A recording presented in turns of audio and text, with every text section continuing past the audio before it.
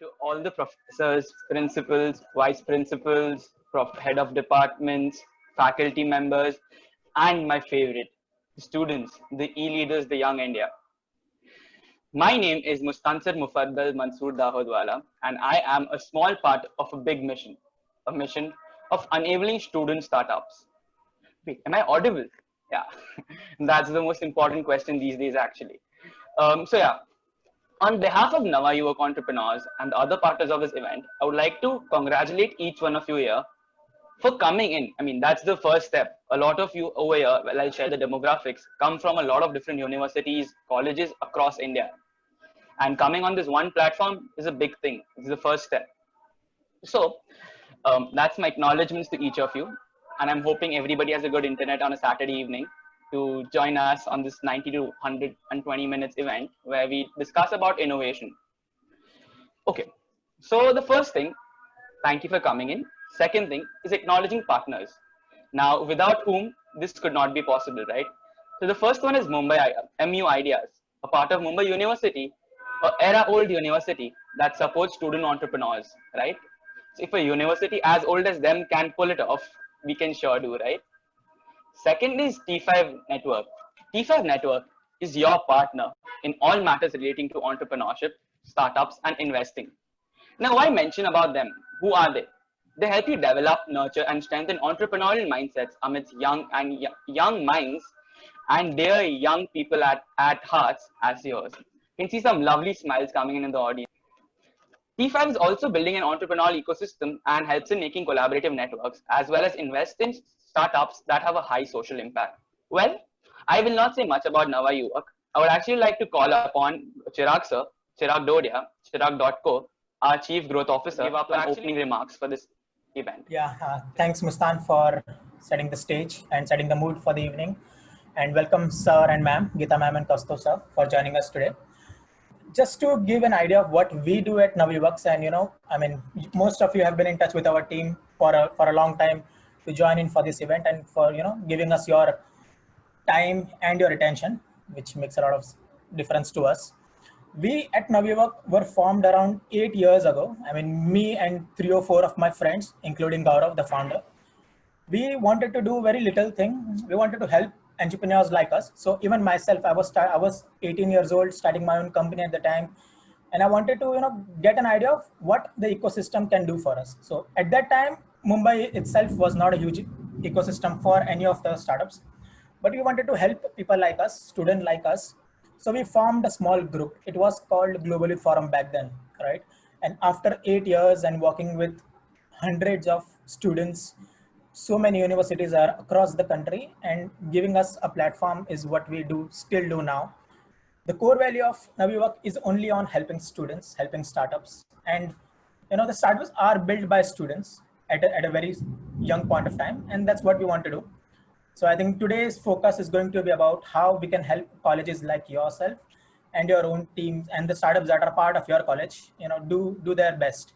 And we are here to support them, right? So over to Mastan, please take it forward. Thank you so much, sir. While listening to those heavy words, I actually started sweating because we have a lot of pressure to begin. So before I call upon and invite the speakers on board, I would just like to mention the key demographics that are actually present in this one community today. To begin with, so a lot of key demographics that are on this community, this one platform today, come from across India. Like I mentioned earlier, like 10 minutes back before we started the video, we have both students and managerial side of the college or institution on this platform. And that's a huge thing, right? Both students are interested to do or foster more student entrepreneurs and the faculty. And with that support in mind, there's a long way ahead of us. Secondly, we have about 7 to 8 different universities across India that have joined us today, and about 120 plus colleges that might represent themselves today on this platform.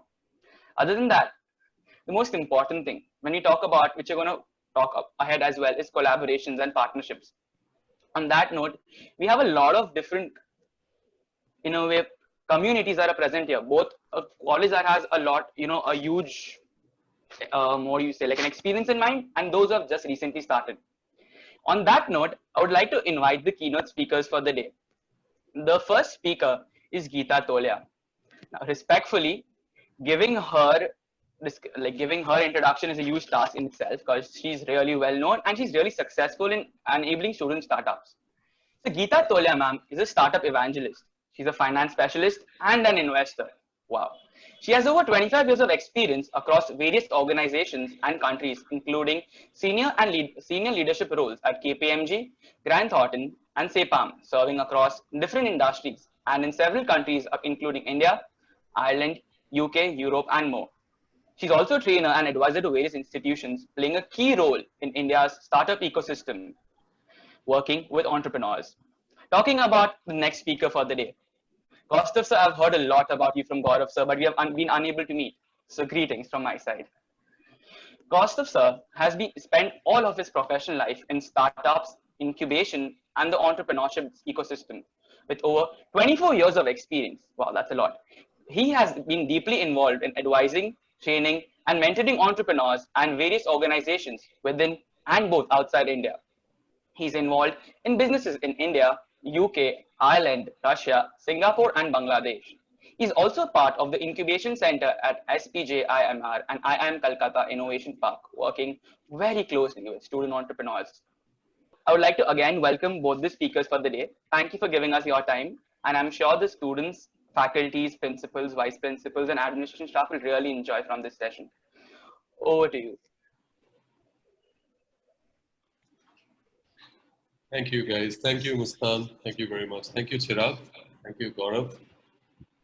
Sincerely appreciate all of you taking time out on a Saturday evening. Either you are genuinely interested in entrepreneurship or you have been somehow forced to be here on a Saturday evening. Who listens to a Zoom seminar? Geeta and I do this for a living, so we are here out of choice. I hope the rest of you are also here out of choice. Having said that, the first thought that comes to my mind, a few weeks back, a professor colleague of mine in one of the colleges where I teach, he pointed out very nicely, and he said, every one of us, directly or indirectly, work for an entrepreneur. Now that is a very powerful statement. I never thought about it. I've been one all my life. I have had some successes and many failures, but I never thought of it like that.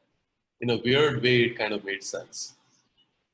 As the world goes through a massive, massive change and a paradigm shift, as we have seen in the last 6-7 months, this is going to become a bigger, sort of started on a strange venture last year. We never bargained for COVID to come in and disrupt everything.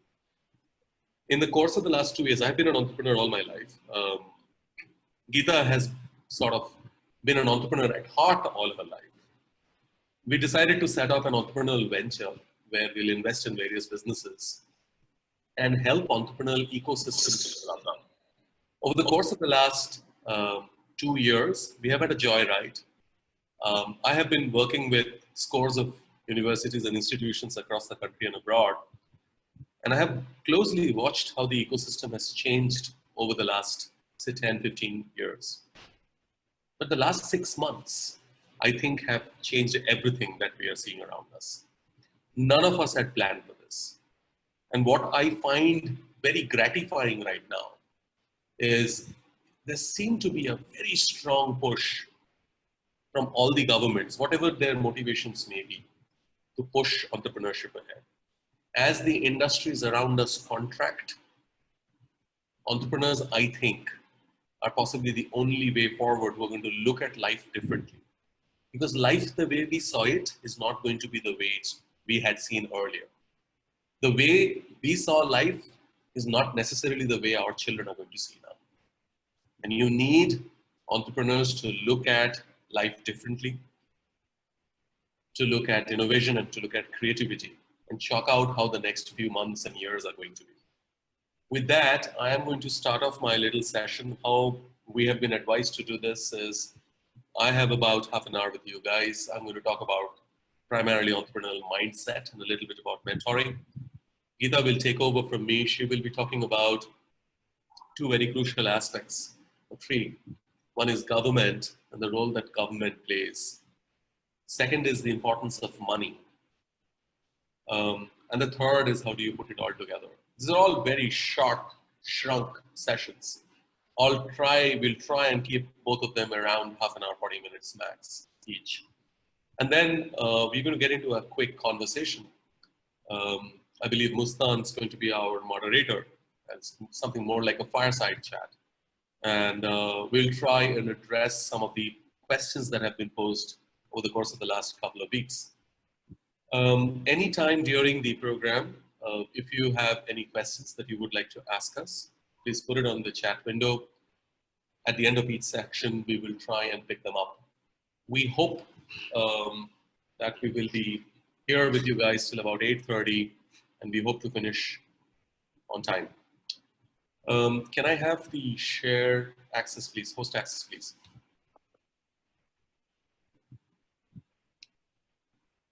Thank you. I'm going to share my second screen. Geeta, I'll request you to give me a thumbs up if you're able to see my screen. Thank you.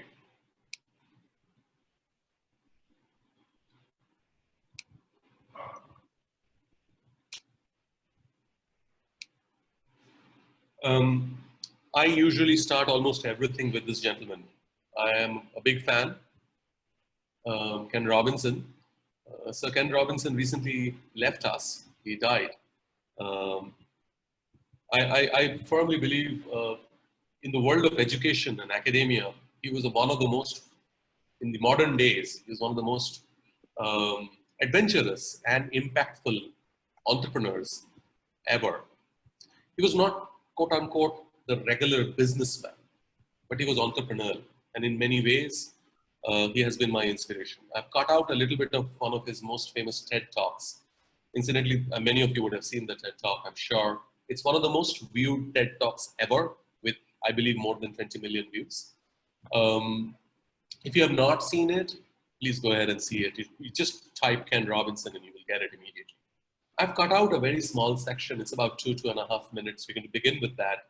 Where it ends is where we are trying to build our little outfit. Geeta, give me a thumbs up if you're able to hear it, please.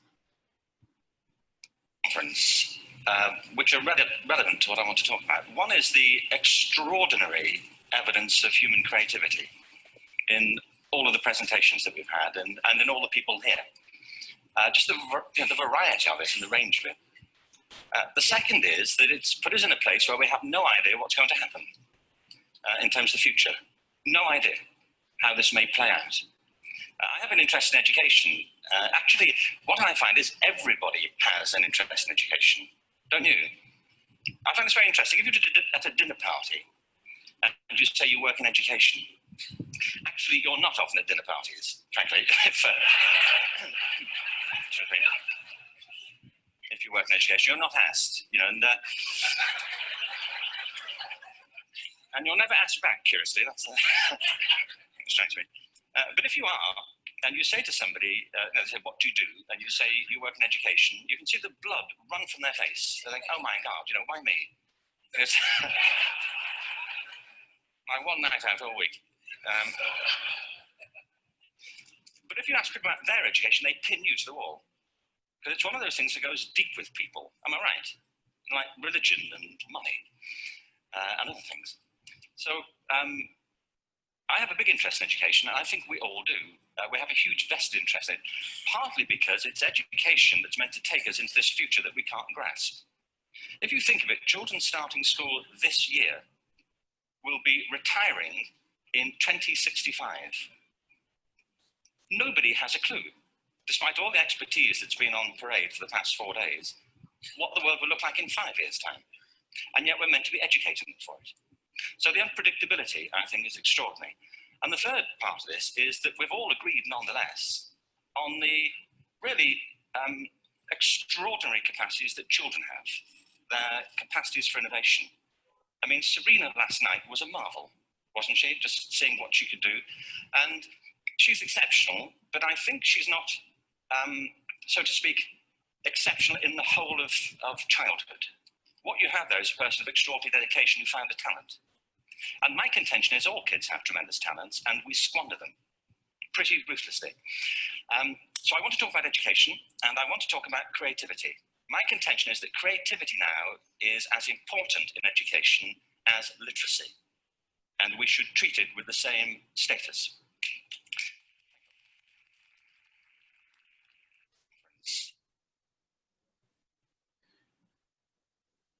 Ladies and gentlemen, Ken Robinson had this speech about 10 years back, I think. But he's been talking about it for the last 30, 35 years. He has argued that creativity is suppressed in academia. In many ways, at times willingly, most of the times unwillingly. I would like to argue, possibly it's true, I do not know, creativity and innovation also grow in academia. Entrepreneurship should also be growing within the cusp of academia, within the arms of academia. But on the contrary, entrepreneurship certainly is smothered within academia. A lot of arguments people have made over years that you don't need education to become a successful entrepreneur. Maybe, I mean, you give examples of various people.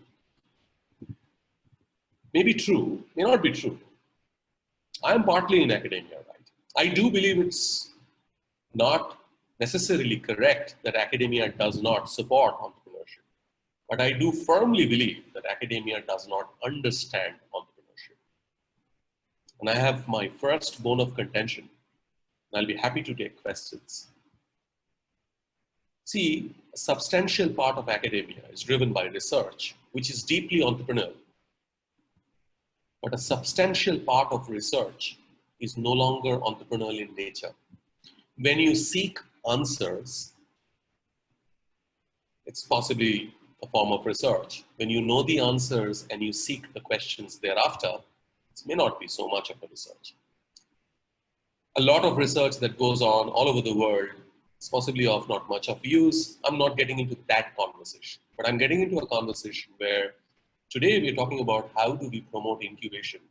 How do we set up incubators amongst colleges and universities? And I'm saying, A, two sides. One, that's the only way you can grow entrepreneurship in our country. B, at the same time, it's extremely hard because colleges are deeply un-entrepreneurial. Because schools are un-entrepreneurial. Every experiment a child does in school is pre-fixed. You take a beaker, you add something, it has to be a green colored gas, it must not be an orange colored gas. Every experiment is pre-decided. That's how school systems run. And I'm not saying it's all wrong or bad, I'm saying it's just the way our minds work. We make sure our children grow and we pre-decide what they're going to do. Entrepreneurs are very different kind of people. And these different kind of people possibly do not get the kind of support that they should have got or they could have got, which is necessary to set up an entrepreneurial venture.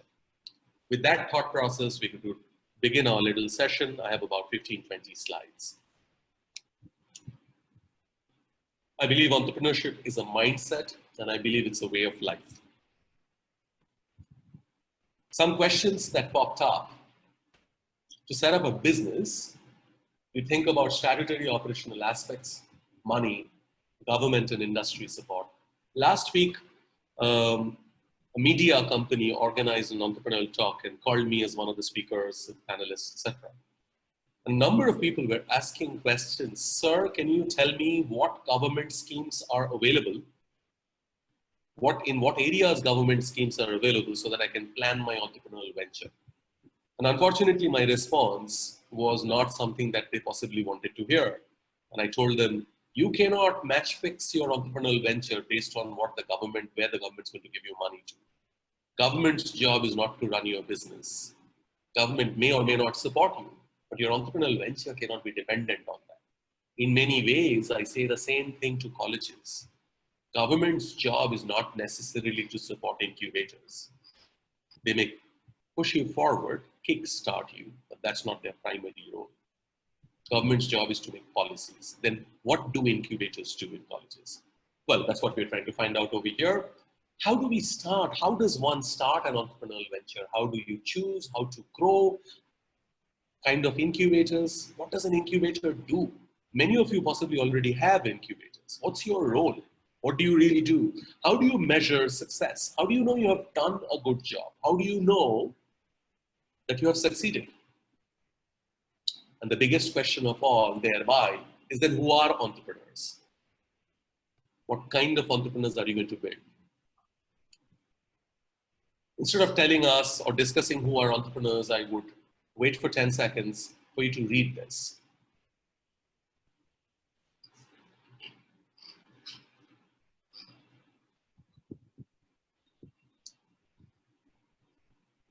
This, to me, is the definition of an entrepreneur. You know, entrepreneurs, I have always found, are terribly, terribly unreasonable people. They do not listen to reason. They do not listen to what would be known as common knowledge.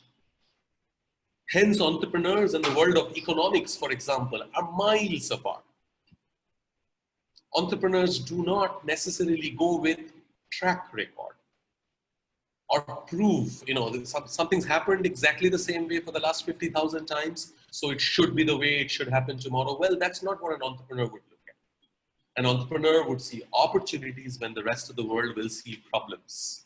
Tell me, does this sound like an academic environment? Possibly not. But if you are going to build incubators, and I know many of you are deeply interested, some of you run them, I do believe many of you, despite the academic environment setting that we might have created, deep down, if you look deep inside you, you may be able to understand how beneficial it is for us to be unreasonable at times. Falling in love is an unreasonable act, for example. In fact, all big decisions in our lives are almost always deeply emotional decisions and often very unreasonable. Somebody argued with me early last year, again in a college, and some very senior professors who are very good friends of mine. They argued, he says, you are making entrepreneurship philosophical and psychological. That's what I believe it is. Entrepreneurship is philosophical and it is psychological. The reason I'm saying all these things is setting up an incubator is not setting up a house with a few rules. Possibly it was till February of this year. March of this year, substantial number of incubators have been rendered irrelevant. If incubation, which it fast turned out to be in India and many parts of the world as a real estate gig, that I'm going to offer cheap real estate to startups. If folks are not going to work anymore, if they're working from home, and if it continues for another 6 months, Geeta and I are involved in 23 startups. I personally am connected to some 160, 170 startups. So we are involved in 23 as in we get involved in their everyday operations. Many of them may not survive in the next few months. The beauty of this entire conversation is, and it's not necessarily a pretty beauty, is that tomorrow's incubators just won't be like yesterday's incubators. You know, some of the biggest incubators tomorrow won't have a building at all, which means government norms are going to change quite dramatically. Whatever norms you are seeing now in Startup India may go through a significant change. Can you preempt those thoughts is the question. Some relevant questions thereby pop up again. These entrepreneurs are ones who are going to stretch rules, challenge status quo, and then you want to check whether they have the patience to start small. Are they willing to shift strategies quickly? Are they a closer? Do they have a sales orientation? My counter question to my colleagues in academia, if there are young entrepreneurs present over here, young or old, whatever, they should be your questions. You should ask these questions of yourself. And the ones who want to support entrepreneurs, I would like to argue, you need to be an entrepreneur at heart at least to support those people. Otherwise, there'll be a disconnect. The marriage will be not equal. So these questions should not make you uncomfortable.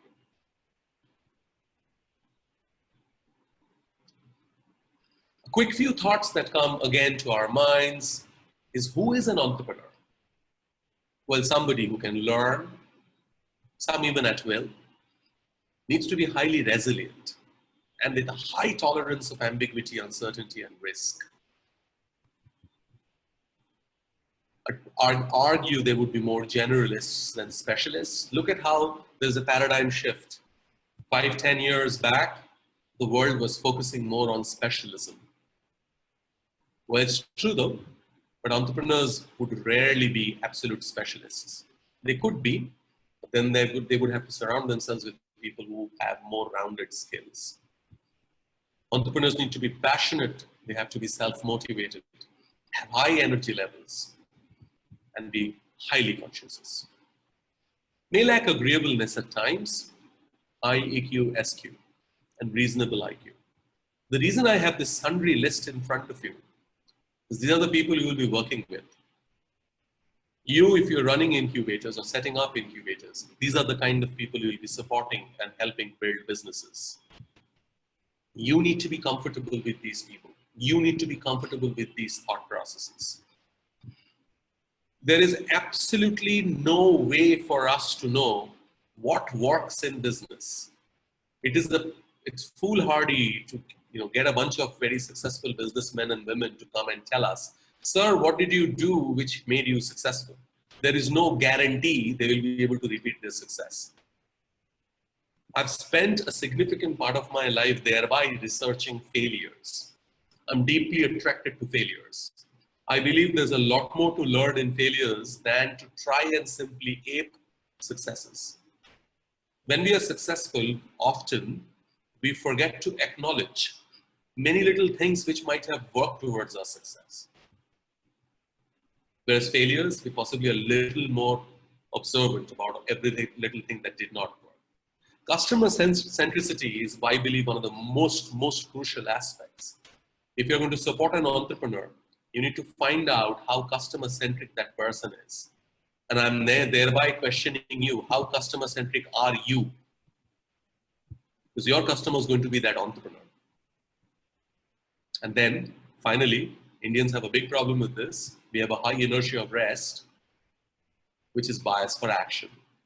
Entrepreneurs are not necessarily people who are going to sit down and take notes forever. They will go and try things. And if they're not trying things, they're possibly not entrepreneurs. The most important aspect, should be able to embrace failures.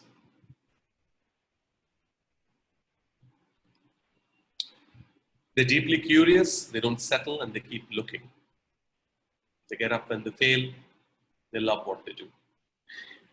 I'm sorry for repeating these things, but I want you, I'm hoping that we will be able to emphasize the relevance of these points. I meet incubators every day, nowadays online. I have gone to literally 100 plus incubators over the course of the last 2 years. I moved back to India full-time again in 2018. Geeta came in towards the end of the year. I spend a lot of my time with various institutions. I spend about 10 to 12 days a month working with academia. And I travel to various incubators for various reasons. One reason is that I'm always looking out for good startups where we may get involved in. But generally speaking, I've been teaching entrepreneurship for a while now, and I've been talking to various incubators everywhere. A number of these incubators, unfortunately, do not understand entrepreneurship themselves, which makes it a big problem. And there is the perpetual gap between the guys who run the incubators and the guys who are customers of the incubators, which are entrepreneurs. If you want to create successful incubation outfits, we need to understand entrepreneurship ourselves. I became extremely unpopular in a college about a year back when I had suggested that everybody associated with entrepreneurship in that institute perhaps should work with a startup, maybe even if it's part-time, should understand the challenges, everyday challenges that the startup goes through. If you don't understand that, you will never understand what's going on in their heads. I don't want you to read this entire busy slide. What's most important over here is the first line. It's a way of thinking, entrepreneurship. It's not necessarily running a business. It is not about having, signing checks. Anybody can be an entrepreneur. A department head is, in my mind, is an entrepreneur. Somebody who doesn't go to work, maybe a homemaker, running the house, taking care of the children, taking care of everybody else, the in-laws, their own parents, could be an entrepreneur. Entrepreneurship is a state of the mind. That's all that it is. And all of us, I believe, can become entrepreneurs. So those of you who say, oh, it's not for me, maybe you have not had the right motivation. I personally believe all of us can be entrepreneurs. And here's this big statistics. EDI says by 2025, and EDI said this a couple of years back before COVID came over here, by 2025, 1 in 5 of India's youth is going to become directly or indirectly an entrepreneur. 1 in 5. Now, I believe it's going to be a bigger number. Merrill Lynch says 40% of adult America is directly or indirectly self-employed. When I say indirectly, which means essentially people will do 2 jobs or 3 jobs. I recently did a survey in a college that I'm associated with, and I found out a substantial number of the students in the college, in the MBA college, were running businesses that professors were not even aware of. Today's younger folks are way cleverer. There's a professor I studied under, his name is Professor Jim Flynn. He's one of the foremost psychologists in the world. And his research topic is every generation is smarter than the last generation. And his research suggested very, very strongly and very interestingly that tomorrow's generation is going to be smarter. We need to first and foremost understand if we could not do something in the past, does not mean our children won't be able to do it. On the contrary, there's a fair chance, most likely our children will be able to do it better than us.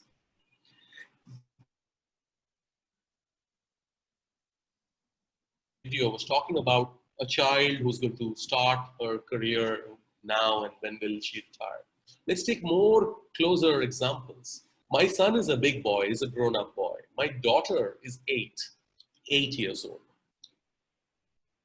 I'm assuming she will retire at 60. First and foremost, I don't think these rules will remain the same as it did in the last century. A professor I studied under in London Business School, his name is Andrew Scott, wrote a book called The 100-Year Life. In Andrew's book, in 100-Year Life, he's arguing more and more people are living till 100. If they're living till 100, there is no reason for them to retire at 60. What do they do for 40 years? Nothing. That's absurd. People are not going to have one job. They're going to have multiple jobs and at multiple stages in their lives. Now, let's still assume that my daughter will retire at 60, which is 52 years from now. Means she will retire in 2072. You know, people are arguing by 2030, there will be flying cars. Can we even imagine what it's going to be like 2072? We need to stop pretending that we know the future. We don't. All that we can do is help our children be creative, be entrepreneur, and hope for the best. And then why incubation? Why academia? It's a high risk game. Most startups don't succeed. Governments want to support entrepreneurship. They're doing that all over the world, and they're doing that in our country as well.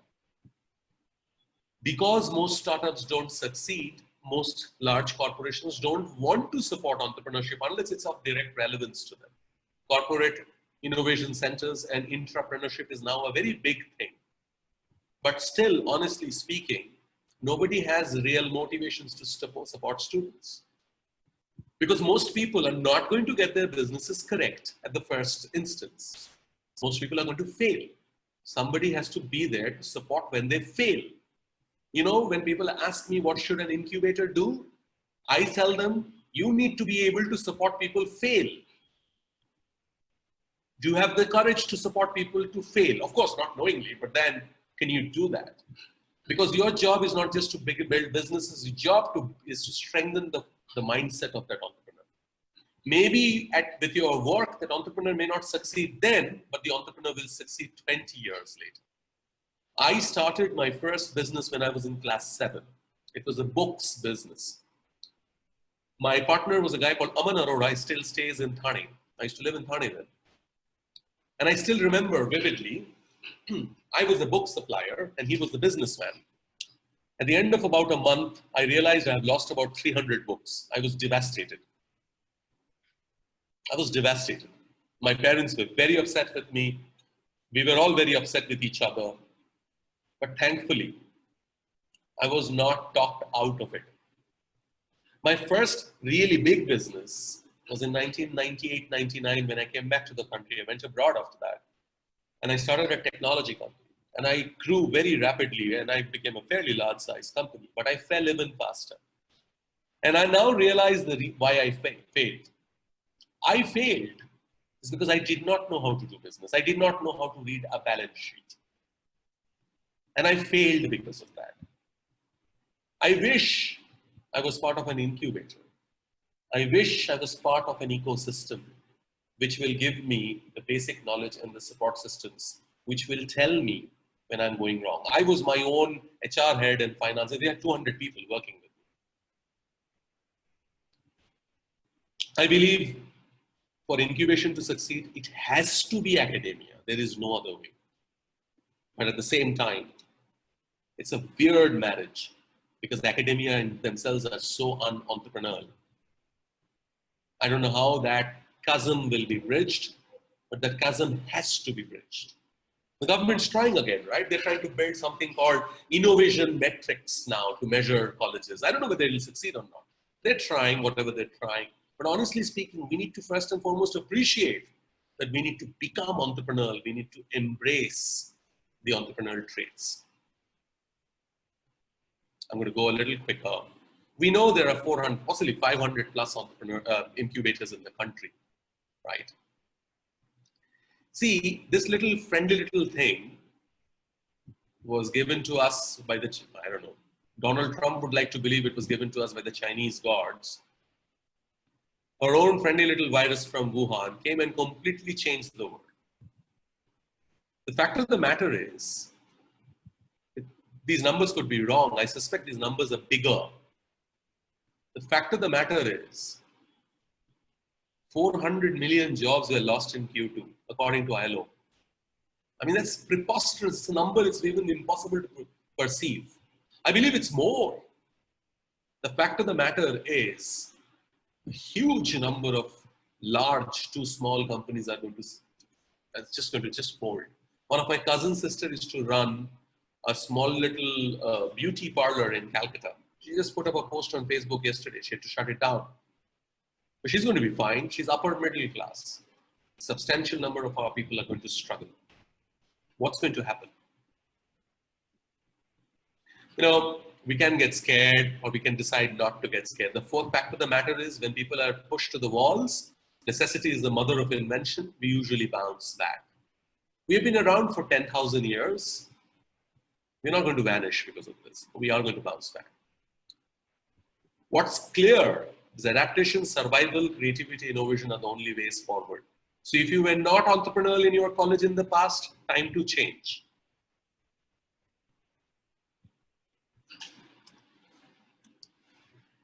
Geeta, I know I'm going a little slow. With yours and Mustan's permission, can I get another 7-8 minutes? Is that okay? Yeah, sure, Kaustav. Thanks. Please go ahead, sir. Thank you. This is the entrepreneurial ecosystem. This has been borrowed from a colleague of ours called Lorenzo. We work together. He's a Spanish gentleman who works in England, also from LBS, much younger than us, and thereby smarter. He created this ecosystem. I borrowed it. I like it. You know, this word ecosystem is very loosely used nowadays. Everything is an ecosystem. Ecosystem means that every part of every node of the system should benefit from each other. So if this is the ecosystem, then the big companies will only support these startups if they see benefit in it. Otherwise, the ecosystem is not working. The government policymakers will possibly make systems and policies, and then there has to be service organizations which need to provide certain kind of services. All of these things need to work. One of the reasons why the Silicon Valley is so successful is over 40, 50 years, not today, for 50 years, maybe 60 years, they have built and strengthened and watered and nurtured their ecosystem. It's easy for people to start a business over there because many little things about business you don't have to think about. It just happens because there's an ecosystem at play. We still don't have an ecosystem. We don't. Nowhere in India, even in Bangalore, we do not. And we need to build that. And we are trying to build that. Young people such as Gaurav and Chirag and Mustan, these people are going to possibly build these ecosystems. Tomorrow's ecosystems are going to help startups plug in. Problem with startups as against a larger corporation, and a lot of people don't understand this, is you have to do everything by yourself, and it's a terribly lonely ride. It's so hard. You have to do everything. Every license you have to go and get it yourself. You have to open a bank account. You think it's easy to open a bank account in India? No, it's still not easy, especially if you've never done it before. And if you're 21 years old, nobody takes you seriously anyways. When I was younger, I think I'm still very young, but when I was slightly younger and I had more black hair, which I barely have now, I used to yearn for whiter hair then because nobody took me seriously. When I came back to the country in 98, 99, substantial number of my relatives, I hail from a middle-class Bengali family. I'm married to somebody from UP, and they are from defense forces. Two communities who have never seen entrepreneurs, dur tak. In both the communities, business mein kaun jata hai jisko naukri nahi milti hai. So when I started a business, my parents shrieked. My grandfather was a doctor, my father is an engineer, my mother is a historian, my father-in-law is an Indian Navy guy. They all thought, kya kar raha hai? Pagal ho gaye ho kya? Kyun karoge aisa beta? Tum itna padhai vadai karne ke baad?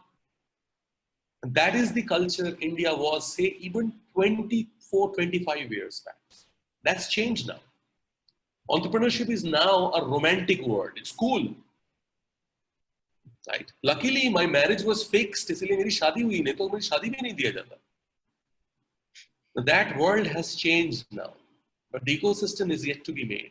I am arguing that ecosystem can be made by incubators. Startups cannot make that that ecosystem. They're too busy trying to survive. None of those guys really care, including government. Government बैठ के business थोड़ी चलाएगा. It's not government's job. VCs and banks and angels, they're dangerous people. I mean, I should not say that. We have a VC specialist in Gita over there, but they are dangerous people. Universities have other things to do. Research organizations have other things to do. The only person who can create an incubator is an incubator. The only person who can create that ecosystem. And when we look at services, these are roughly the kind of services a startup would require. What is not here is psychological. That's the biggest support system that a startup requires. To tell them, beta, it's going to be okay. Don't worry. We're going to get up tomorrow morning. The world will still spin. You did not get this contract. No worries. Nothing has come to an end. We will try again tomorrow. But these are various service providers a startup will require. कहाँ से करेगा बेचारा? ये एक incubator ला सकता है. और इसमें सबसे अहम ये है. This is the most crucial. Most startups can survive or die if they have the right kind of incubators or not. If I had the right kind of incubators, many of my businesses wouldn't have suffered the way it did. My hit ratio in business has increased now simply because I surround myself with very good people. And today, I'm not a spring chicken anymore. Most of my life is behind me. I don't mind telling people, hey, I don't know this. Can you please help me? A lot of young people stagger, stutter, stammer to tell people that I need help.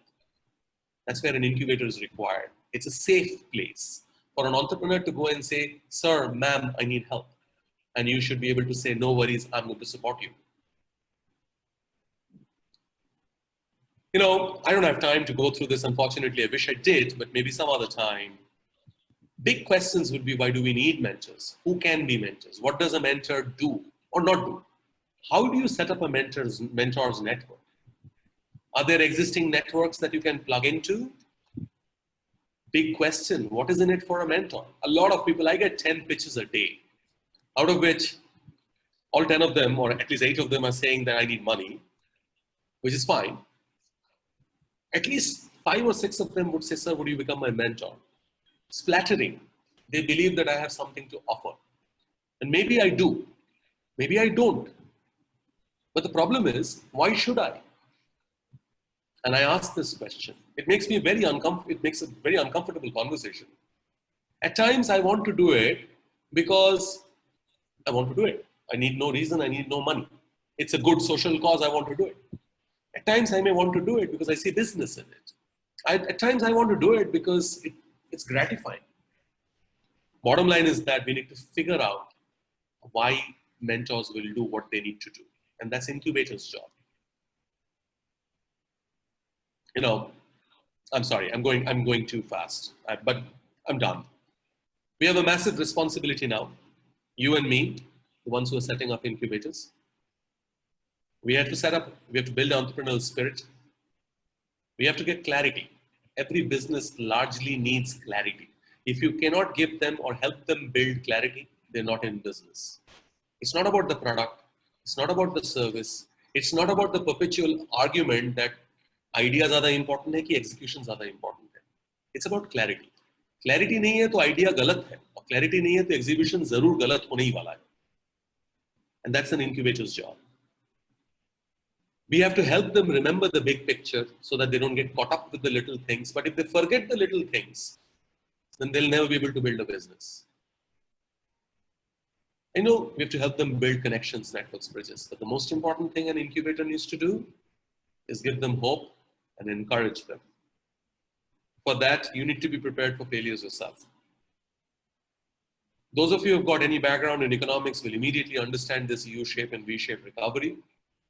Here is my take. The world is going to go through any of these two recoveries, the U-shaped or the V-shaped. I don't know what's going to happen. Fact of the matter is, entrepreneurs would like to believe it's going to be a V-shaped recovery. We are going to recover for sure.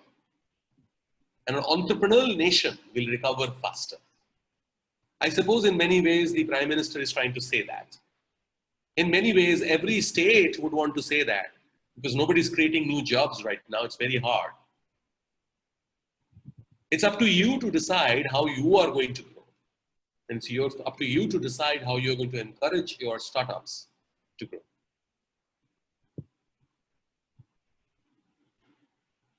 Final question, does entrepreneurship mean that it is about something new? No. That's why it's in red. It could be something that you've done all along, but you're just doing it better. Don't get confused between entrepreneurship and innovation. It's not necessary that we have to be deeply innovative in everything that we do. Right? Having said that, we do have a problem with innovation because innovate करने के लिए failure और ज़्यादा होता है. To build something completely new, you need to be able to fail more. Here are some statistics for you. Patents by India, 2015, 6,000, 2016, 8,000, 2017, 12,000. Are you happy with the growth? I'm sure you would say yes. We are growing.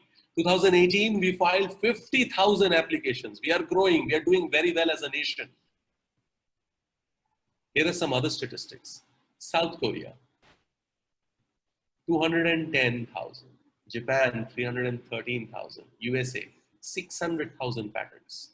China, 1.5 million. We are at 50,000. As they say, Delhi बहुत दूर है. We have to be prepared to fail to be innovative. We have to know. And so if you say, beta jao innovate karo, it's like telling your kids, बैठ जाओ, पढ़ाई करो, or concentrate करो. How does one do that? You can't switch on innovation. About 2 years back, a pharmaceutical company called me to do a talk for them and said, sir, we want, and it's a very large, it's a MNC, one of the largest, they're making vaccines right now. They're a very good company and there are some fantastic people, they become friends of mine. And they said, we want to create an innovative culture in our company. I said, great, how do you want to do that? He said, we don't know. I said, okay, How? What is your primary objective? He says, sir, we want to innovate every week on Wednesdays. It's like telling a kavi that, भाई, आप कविता लिखिएगा मगर सिर्फ Thursday को 1 घंटे के लिए लिखिएगा और बाकी टाइम मत लिखिए. Right? That's weird. That is our culture. And I told him, sir, I'm not that gifted. I'm not sure I can help you with that. But this page is important for us to remember. It's not necessary it has to be something new. So there could be service-centric businesses. But at the same time, you want to promote innovation and creativity. We are miles away. Be prepared to fail.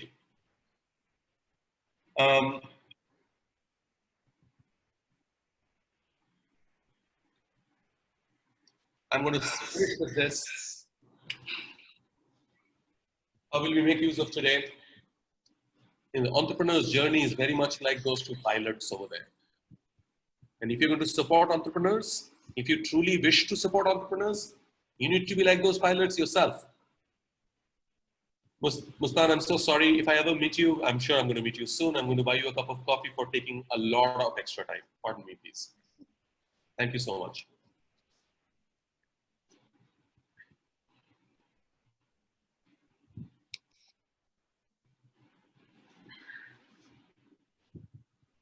You're on mute.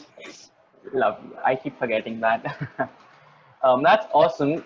That I have written down a lot of good points I'm going to use for my closing remarks, Kaustav sir. I would like to open the forum for questions. We have about 2 minutes. If anybody has one, you can switch on your video and we'll just unmute you if that's all right.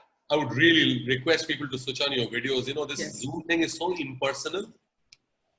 I would rather meet you in person and have a proper conversation rather than this artificial means. If you have questions for me, some fantastic points. Many of you have written to me privately. Thank you very much. If there are any questions you would like to quickly discuss right now, I'll be happy to take them, please. Or observations, they don't need to be questions. Have another screen to see all the young entrepreneurs and all the professors on another screen. Seems fun. If you don't, can't unmute myself. Sure. Just give me 1 second. It's a real problem. I'm going to allow you guys to unmute yourselves, but then kindly mute yourselves back again once you're done. Is that all right? Yeah. Hey, where is that setting? Got it. Yeah, you guys can unmute yourselves. Sorry. Go on, guys. Hello, sir. Thank Hi. you for such an insightful session. I really learned a lot from your insightful words. Thank you. My question is a very general one, that you said creativity is very important and I think it cannot be taught. But do you think there are ways where we can teach the young generation how to be creative and, you know, how can we work on it? Okay. So the first and foremost, the first thought that you and I we need not agree, but I want you to understand my point of view. I don't think the older generation needs to teach creativity to the younger generation.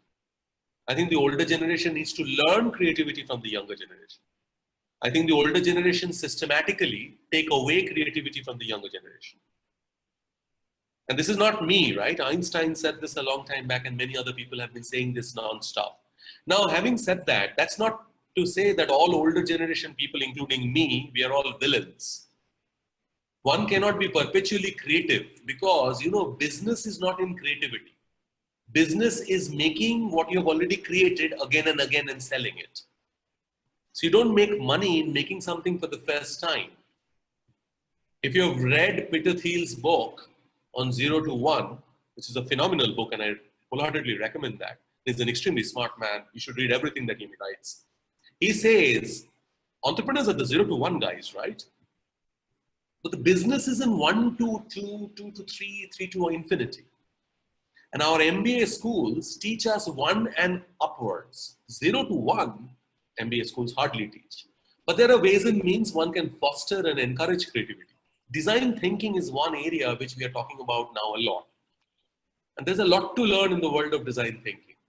Design thinking does not teach you creativity. It helps you channelize creativity. So one of the things that we can possibly do is encourage creativity. You know, we have this terrible way of discouraging people. I used to go, when I was a child, to learn how to draw and paint. And I remember we had to draw trees exactly the way our teacher wanted us to do it. And I did it for a couple of days. After that, I was not a very good child. Possibly because this is the same reason why I'm not a very good adult as well. I refused to draw the tree exactly the same way again and again after some time. I was 11 years old. And I remember the teacher hit me because I refused to draw the tree exactly the same way, as if the world has only one kind of tree. He was correct. What I was drawing did not look like a tree. But in my eyes, the trees look like that. The problem with us is that we always feel we know it correctly, and younger people don't. On the contrary, if you have seen Benjamin Button, the movie, and if you haven't, it's possibly Brad Pitt's best movie, you should. If you've seen that movie, his age is going backwards. I at times feel we are going into a younger people's world. I find it fascinating. I'm a computer science engineer. I got my email ID in the early 90s, but I had nobody else to write emails to. My girlfriend, who's now my wife, who's a doctor, did not have email ID. My father, till early 2000s, used to print the emails and then fax them because he never believed the mails actually went. And he's not a fool. He's an engineer from IIT and he's led very large organizations. He's extremely tech savvy now. But guess who is the most tech savvy in my house? Not my dad from IIT, not me with a computer science degree. It's my son who's 16. It's actually my daughter who's 8. I don't think we need to teach them creativity. I think we need to step back from this teaching. I think we're teaching too much. There's a beautiful expression which says, those who can, they do. Those who can't, they teach. Maybe what we should do is work with kids and tell them of possibilities and then encourage them when things don't work out. Yeah? I don't know whether it answers your question or not. Yeah, it definitely does. Thank you, sir. Thank you. So maybe taking one more question, sir. Yep, sure. Lovely. You can pick. We have two students. Yeah, go on. Well, I have a comment rather than a question.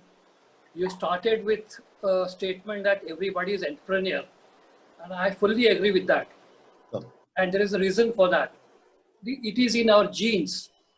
When we were hunter-gatherer era, thousands of millions of years ago, we evolved, we survived because we were enterprising. If we were not enterprising, we would not have survived. And therefore, everything has gone into our genes. And therefore, each one of us is entrepreneur. When I was in a small village, I know that every poor community used to go to railway station and then sell water or tea or something, because everybody wanted to survive. They were poor people. And therefore, it is in everybody's genes, but we have forgotten that. Since we have forgotten, we have to sort of relearn that. And that every one of us should remember that everyone have to rejuvenate our entrepreneurship. In that case, we will survive in any circumstances and we will be successful. Mr. Kothari, thank you so much. I have never thought of it like that, and I think I'm going to borrow this little expression that you said. I'm going to use it next time I'm talking somewhere. You are absolutely correct. Well, I'm professor of Kothari. I'm emeritus professor in Mumbai University. Awesome. And I'm a researcher. So, but since I've retired, I want to have a startup now. That's fantastic, and you should, sir. And you should. I mean, I would love to have a separate conversation, maybe Mustanjir, which be kind enough to connect me with Professor Kothari.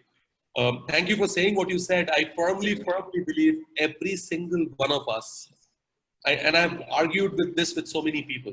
And this is in our genes. It has come because of our hunter-gatherer. Every one of us know how to fight back when we need to fight back. Entrepreneurship is not about setting up a business only at all. It's our ability to fight back, not accept something, just claw our way back and somehow do that again. And what a wonderful expression. I wish you all the very best, Professor Kothari. And if you are setting up something, and if there is any way I could be of any assistance, please Yeah, reach we'll out. interact. Yes, sure. Thank you very much, sir.